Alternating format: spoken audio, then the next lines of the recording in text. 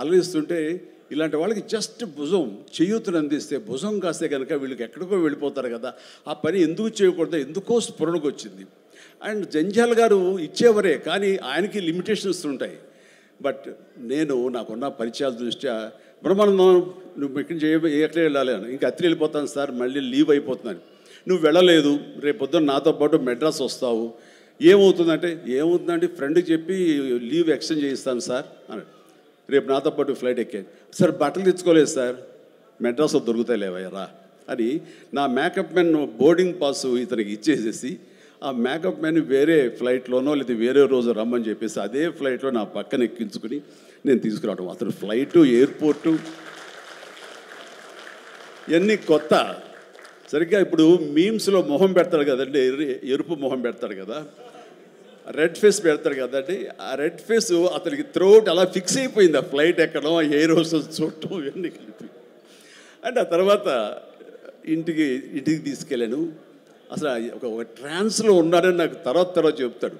మా వెళ్ళేసరికి ఈడేవడరా బాబు, అసలు ఇంత ఎర్రటి ఫేస్ వేసుకుని వచ్చాడో అని మా తమ్ముళ్ళు ఇద్దరు చూసి వింతగా చూడటం, అన్నయ్య వచ్చి మన డైనింగ్ టేబుల్ మీద వీళ్ళు కూర్చోబెడికి భోజనం పెట్టడం, వాటితో పాటు టైం స్పెండ్ చేయటం, ఇవన్నీ చూస్తుండే వాళ్ళకి అన్నయ్యకి ఎంతో నచ్చితేనే కానీ ఒక మనిషిని ఇలాగా దగ్గర దరిచేరడం అని చెప్పేసి అనుకుంటూ వాళ్ళ ఆ రోజు నుంచి ఎక్కడ ఏ 100th ఫంక్షన్ జరిగినా, ఎక్కడ ఏ ముహూర్తాలు జరిగినా, ఎక్కడ ఏ పార్టీలు జరిగినా సరే బ్రహ్మానందాన్ని వెంటేసుకుని నేను అందరి దగ్గరికి వెళ్ళటం. అక్కడికి వెళ్ళిన తర్వాత పెద్ద పెద్ద ప్రొడక్షన్ హౌసెస్ నిర్మాతలకు పరిచయం చేయటం, బ్రహ్మాండం చేయవే అదే బిచ్చే అంటే వెంటనే ఆయన చేసేయటం, వాడికి భలే చేస్తున్నాడయ్యా అని అంటాం. అక్కడి నుంచి రావు గోపాలరావు గారు, రామలింగయ్య గారు ఇలాంటి క్యారెక్టర్ యాక్టర్ల దగ్గర ఆ షూటింగ్ ఉంటే అక్కడ చేయించడం. అలాగే కొండవీటి రాజా ఇలాంటి 100th ఫంక్షన్ జరుగుతుంటే కనుక రాఘవేంద్ర గారు, దేవి ప్రసాద్ గారు ఇలాంటి వాళ్ళ దగ్గర తను చేయించడం. ఇట్లాగా తనకి నేను అంబాసిడర్ని, తనకి ఏజెంట్ని అయ్యి తనకి టాలెంట్ని అందరికీ తెలిసేలాగా ఆ ప్రయత్నం చేశాను. ఎందుకంటే అంత టాలెంటెడ్, అంత పొటెన్షియాలిటీ ఉన్న వ్యక్తి వెళ్ళిపోకూడదు. ఈ రోజున ఎంతోమంది అలాంటి ఊపు లేక, అలాంటి ఉత్సాహం లేక, అలాంటి ప్రోత్సాహం లేక, అలా చేయూతించేవాళ్ళు లేక, ఎంకరేజ్ చేసేవాళ్ళు లేక ఎంతోమంది అణగారిపోయి ఉంటుంటారు మహానటులు. బట్ బ్రహ్మానందాన్ని అలా కాదని తీసుకొచ్చి చేసినందుకు ఇప్పటికీ మా ఇద్దరి మధ్య సత్సంబంధం ఉంది, ఆ ప్రేమానురాగాలు ఉన్నాయి, ఆ గురు శిష్యుల అనుబంధం ఉంది. అండ్ అది ఈ రోజున ఇలాంటి గొప్ప ఫీల్డ్లో, ఇంత అద్భుతమైన ఫీల్డ్లో ఇంతగా రాణించి బ్రహ్మానందం అంటే ఒక ఎన్ని రకాల అవార్డులు, Guinness book awards, Padma awards, ఇంకా ఒకటేంటండి ఎన్నెన్నో. ఒకసారి వాళ్ళ ఇంటికి వెళ్తే కనుక ఇంత పెద్ద హాల్ నిండా తనకు వచ్చేటువంటి మెమెంటోస్తో నింపేశాడు. అంటే ఎంత తన చరిత్ర అంతా కనపడుతుంది ఆ రూమ్లో. నాకు ఆశ్చర్యం వేసింది, అద్భుతం అనిపించింది.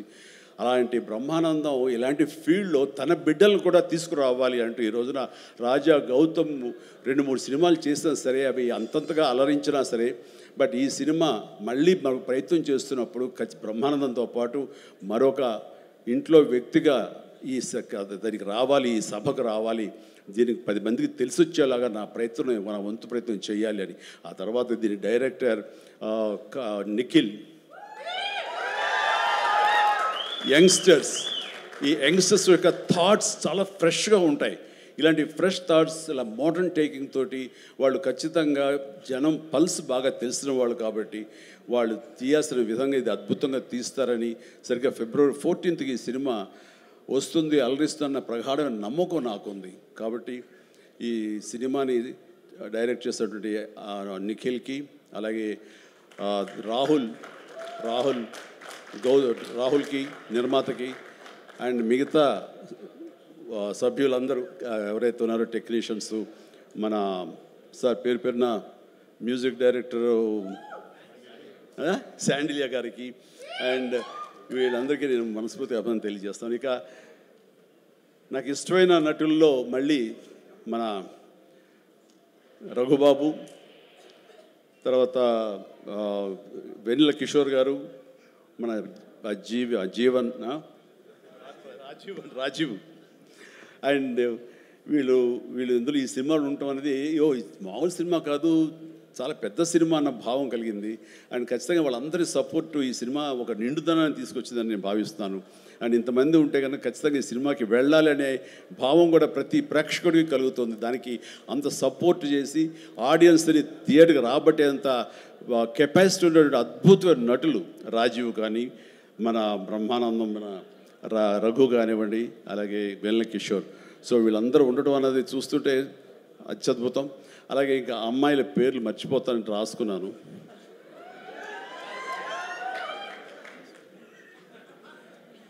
ప్రియా, ఐశ్వర్య, ద్వివేజ, ముగ్గురు బాగున్నారమ్మా. ఎవరు అంటే అనిల్ అనిగే చెప్పేవాడే. సో మీరందరూ కూడా ఇందులో చక్కగా చేస్తుంటారని అనుకుంటున్నాను. And all the very best అమ్మా. God bless. అండ్ మరొకసారి ఇలాంటి చిత్రాల్ని ఆదరించండి అండ్ ఇలాంటి వాళ్ళని ఆశీస్సులు అందజేయండి. వీళ్ళకి అద్భుతమైన భవిష్యత్తు మీరే ఇవ్వాలని ప్రేక్షకులకి నేను తెలియజేసుకుంటూ, ఇలాంటి వేడుకలో పాలు పంచుకోవడానికి నాకు అవకాశం ఇచ్చేటువంటి బ్రహ్మానందంకి మరీ అంటే బ్రహ్మానందం ఈజ్ ఎవరో కాదు, నా ఆల్టర్ ఈగో, నా సోల్మేట్. బ్రహ్మానందాన్ని విపరీతంగా ప్రేమించిన సందర్భాలు ఉన్నాయి, విపరీతంగా ఏడ్పించిన సందర్భాలు ఉన్నాయి, విపరీతంగా కోప్పడిన సందర్భాలు ఉన్నాయి. ఏది జరిగినా సరే ఒక ఫాదర్ లాంటి వాడు, తనకంటే నేను చిన్నవాడినైనా సరే నన్ను ఎప్పుడూ పెద్దగా చూస్తుంటాడు. ఆ పెద్దరికల్లో అంటే అన్నారు అనేలాగా ఉండేటటువంటి గొప్ప వెల్కమింగ్ నేచర్ నన్ను మనసులో అంతగా పెట్టుకున్నాడు. కాబట్టి నాకు ఆ స్వతంత్రం ఉంది. ఆ స్వతంత్రం ఈ రోజున ఈ యూనిట్లో ఎవ్వరు నన్ను పిలవకపోయినా ఆహ్వానించకపోయినా సరే నేనే వస్తానని స్వయంగా నేను ఫోన్ చేసి వచ్చేంత ప్రేమ నాకు కలిగించాడు, కనబరిచాడు.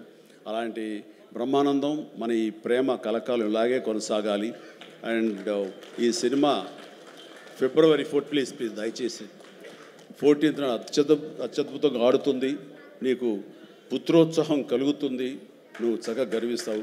నేను ఏ రకంగా అయితే పుత్రోత్సాహాన్ని అనుభవిస్తున్నానో అంతకంతగా నువ్వు అనుభవిస్తావు కోరుకుంటున్నాను ప్లీజ్. ఎందుకంటే మనం ఎంత సంపాదించాం, బ్యాంక్స్లో ఎన్ని కోట్లు డిపాజిట్ చేసుకున్నాము, ఇక్కడ ల్యాండ్ బ్యాంక్ ఎంత మనం చేసుకున్నాము, అది కాదు మనకు సంతోషాన్ని ఇచ్చేది. మన బిడ్డలు అభివృద్ధిలోకి వచ్చి వాళ్ళు చక్కగా ఫ్లరిష్ అయితే అది ఇచ్చేటటువంటి గొప్ప సంపద, ఆనందం, సంతృప్తి అది అంతా ఇంత కాదు. మనం ఎన్ని సంపాదించి బిడ్డలు సరైన మార్గంలో లేకపోతే ఎంతగా కృంగిపోతాం కూడా మనం ఊహించుకోవచ్చు.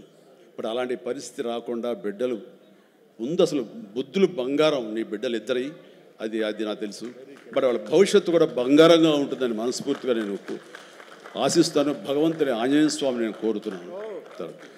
ఇక కొసమెరుపు ఇక్కడ అనిల్ బాబు నాన్న, గాడ్ బ్లెస్ యువరా. అండ్ అనిల్ రావుపూడి సినిమా అన్న దగ్గర నుంచి, అతను చెప్పిన లైన్ దగ్గర నుంచి నాకు కొత్త ఉత్సాహం వచ్చేస్తుంది. ఎప్పుడప్పుడు సెట్లకి వెళ్తాం, ఎప్పుడు ఆ కామెడీ చేద్దామని. అంటే ఈ మధ్య పొలిటికల్గా వెళ్ళినప్పుడండి, పాలిటిక్స్లో ఉన్నప్పుడు ప్రతిరోజు స్ట్రెస్ఫుల్ అండ్ ఎంతో సరదాగా ఉత్సాహంగా ఉండేవాడు నేను సినిమాల్లో ఉండగా. అక్కడికి వెళ్ళిన తర్వాత ప్రతిదీ స్ట్రెస్సే. అన్నవాడిని అననేవాడిని కూడా తిట్టాలి, ఏం తిట్టాలి, తిట్లు రాసుకుంటూ మొత్తం స్ట్రెస్ఫుల్గా ఉండేది. కొన్నాళ్ళు పోయిన తర్వాత మా ఆవిడ అడిగింది, ఏంటండి మీరు దేనికి స్పందించట్లేదు, దేనికి పెద్ద నవ్వటం లేదు, ఏమైంది?